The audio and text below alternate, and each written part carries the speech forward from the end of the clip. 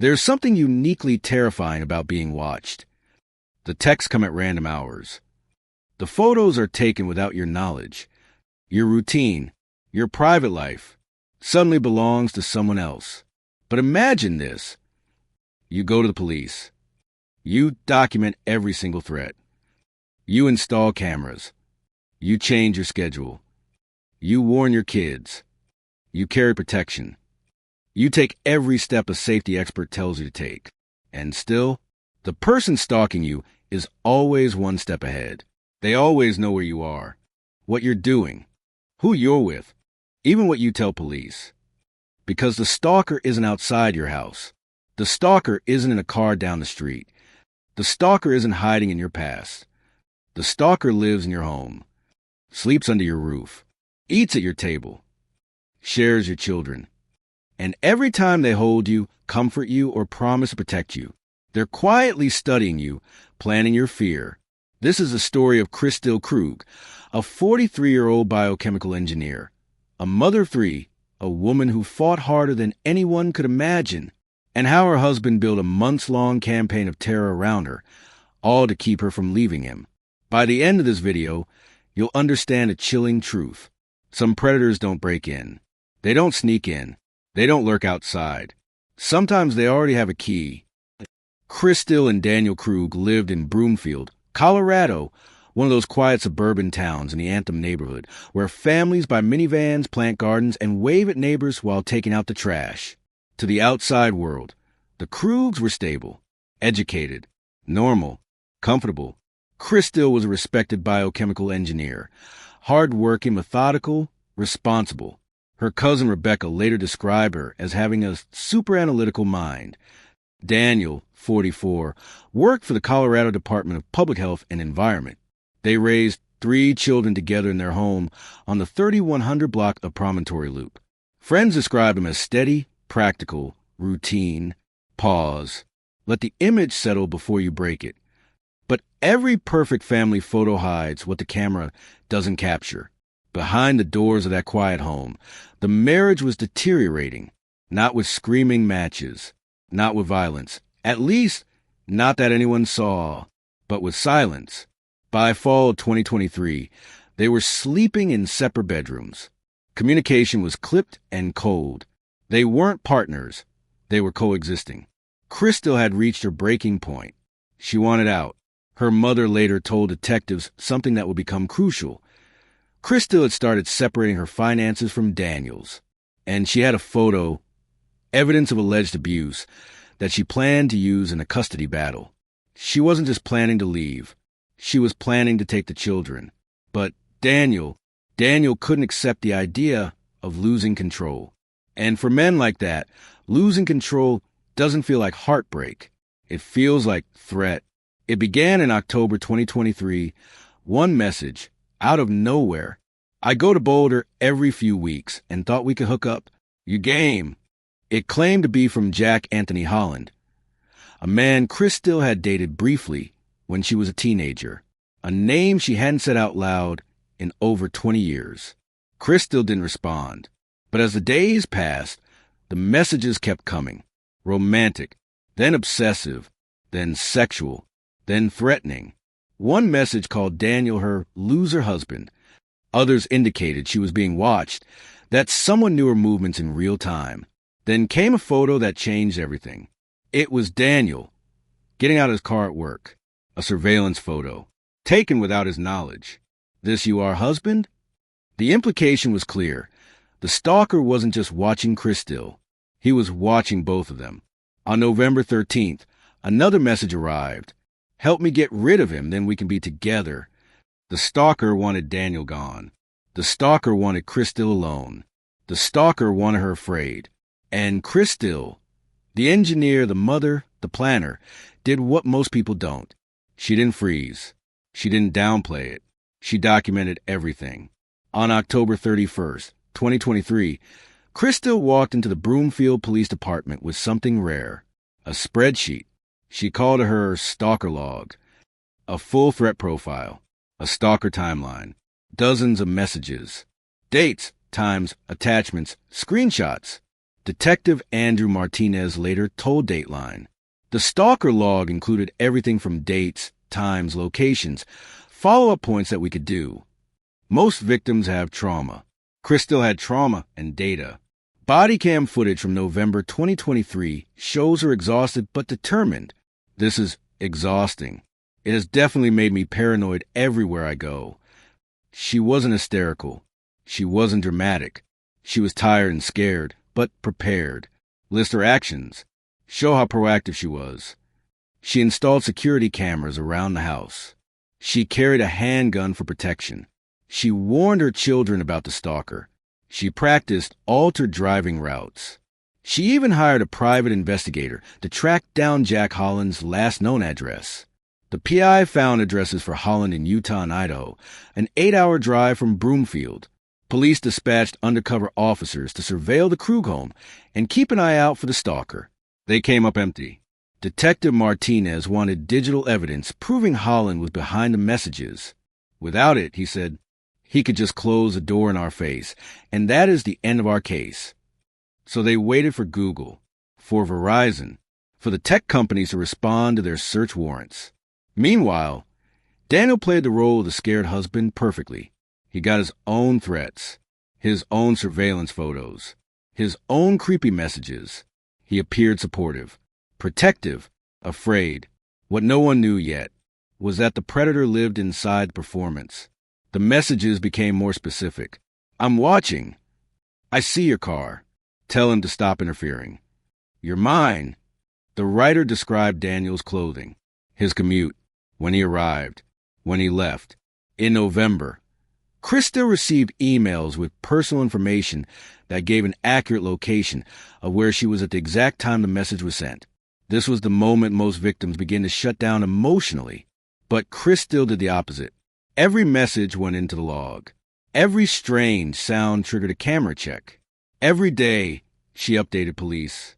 But investigators were confused. How did he know so much? How was he always ahead of them? Pause. Deliver the next line slowly. Because he was sitting in their interviews, standing next to her at dinner, pretending to be scared. And every time Kristil updated the police, the stalker updated his plan. December 13th, 2023, the night before Kristil would die. She received at least 2 more emails from the stalker that day. More propositions, more threats. But while she was going through her routine, trying to stay safe, her husband was on his computer. Investigators would later recover his search history from that night. The searches were: how hard would you have to hit someone in the head to make them unconscious? How long can you be unconscious without brain damage? Let that sink in. Long pause. Daniel Krug was not researching random topics. He was planning. He was preparing. He was rehearsing what he would do to his wife in less than 12 hours. December 14th, 2023. 11 days before Christmas. Kristil woke up early. No unusual messages. No warning signs. Nothing to suggest this morning would be different. She made breakfast, packed school bags, got 2 of the kids ready. She drove them to school, said, I love you. It was a normal morning until she pulled into her garage. What Kristil didn't know was that someone was waiting for her. Someone who knew her schedule down to the minute. Someone who had been watching her patterns for months. Someone she trusted.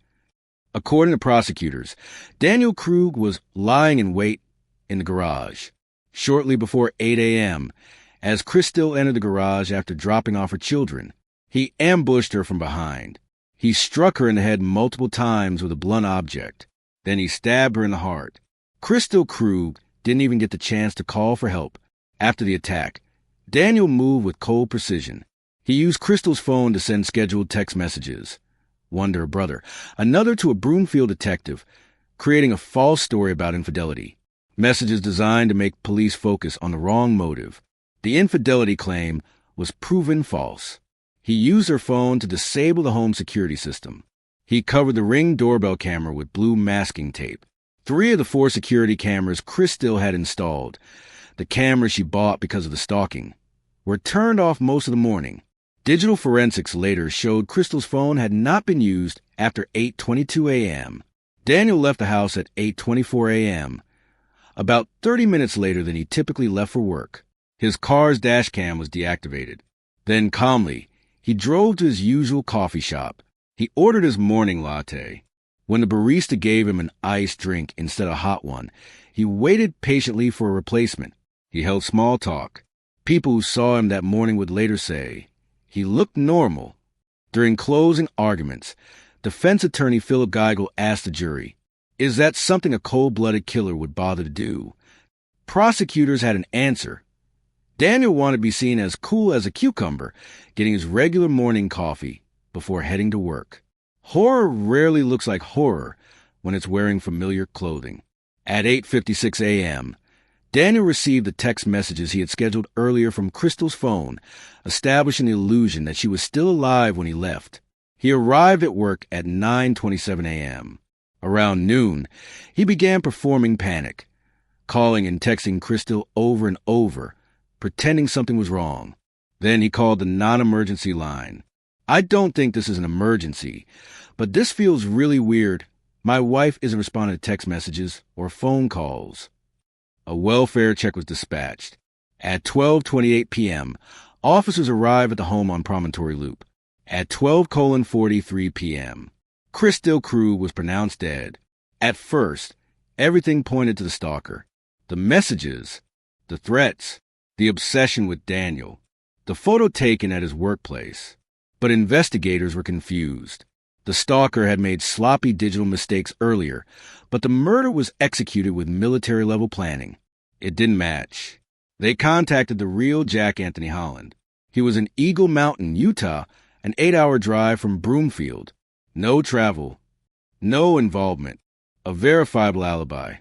Investigators definitively ruled him out, so they turned to forensics, IP addresses, digital footprints, device locations, and then the crack appeared. Several of the stalking messages had been sent from IP addresses belonging to the Colorado Department of Public Health and Environment, Daniel's workplace. One of the fake email accounts was created on a password-protected network at his office. When investigators cross-referenced timestamps, Daniel was at work each time. They traced the burner phones used in the harassment. Those phones had been purchased with a Visa gift card. The gift card was registered to Daniel Krug. One of those burner phones was seen in the exact same locations as Daniel's personal phone on multiple occasions. Video from neighboring homes showed no unknown person entering the Krug home in the hours leading up to Kristil being found. This wasn't a stalker from her past. This was a stalker in her home. Daniel had created fake email accounts, burner phones, spoof photos, including photos of himself to make it look like he was being watched too, fabricated threats, manipulated timelines, stage fear. He pretended to protect the family while terrorizing them. Deputy District Attorney Kate Armstrong told the jury exactly what Daniel was doing. He decided he was going to play puppet master by impersonating Jack Anthony Holland, stalking and terrorizing his family for months before murdering Kristil 11 days before Christmas. Prosecutors believed Daniel wanted control. He wanted dependency. He wanted to be the hero, even if he had to invent the villain. Daniel Krug was losing control, and his marriage was falling apart. Kristil wanted out, but Daniel Krug was in denial. But when police got close to catching him as the stalker, he realized he could face criminal charges. So he switched roles. He stopped being the stalker and became the killer. Senior Deputy DA Kate Armstrong told the jury he didn't love her. He hated her. Think about what he did to her. During the trial, a former girlfriend of Daniel's took the stand. She testified that Daniel had done the exact same thing to her decades earlier. Fake accounts, fake threats, fake stalkers, creating multiple fake online personas to harass her after their breakup. The same playbook, the same psychology, the same obsession with control. It wasn't new. It wasn't sudden. It was a pattern ignored, a pattern that killed. Daniel Krug was arrested on December 16th, 2023, 2 days after Kristil was found. The evidence was overwhelming.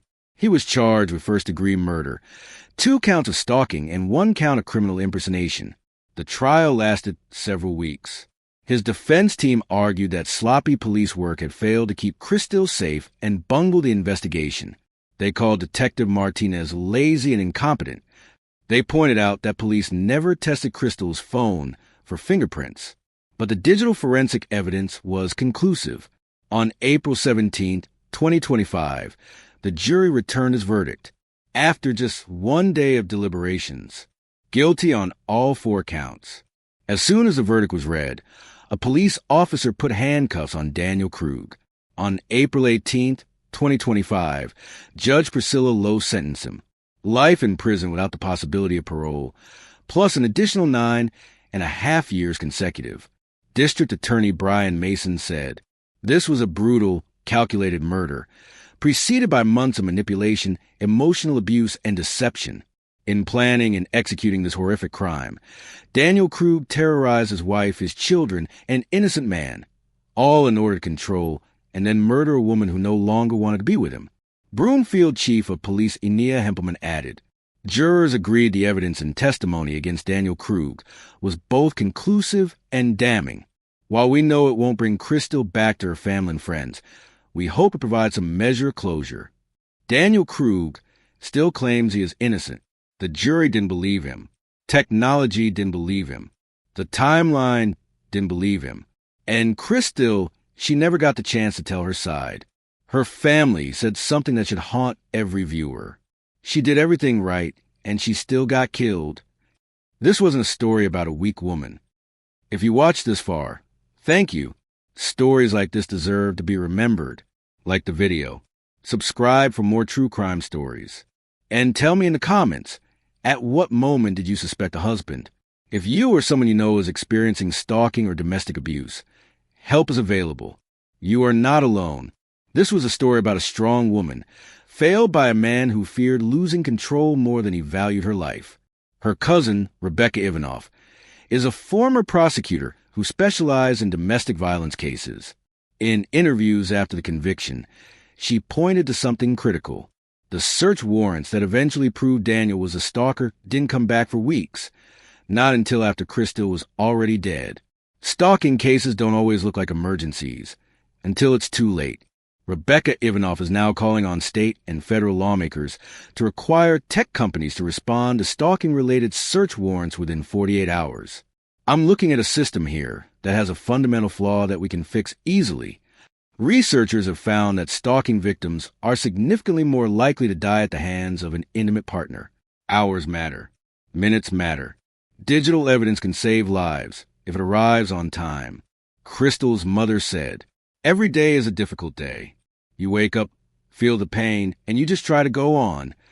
Kristil Krug was 43 years old, a biochemical engineer, a mother of 3, a woman with a super-analytical mind, who kept a stalker log and hired a private investigator and installed cameras and carried a gun and practiced altered driving routes. She did everything she was supposed to do, and it still wasn't enough, because the threat wasn't outside her home. The threat was sitting across from her at dinner, sleeping in the room next door, playing the role of protector while planning her death. Some predators don't break in. They don't sneak in. They don't lurk outside. Sometimes they already have a key.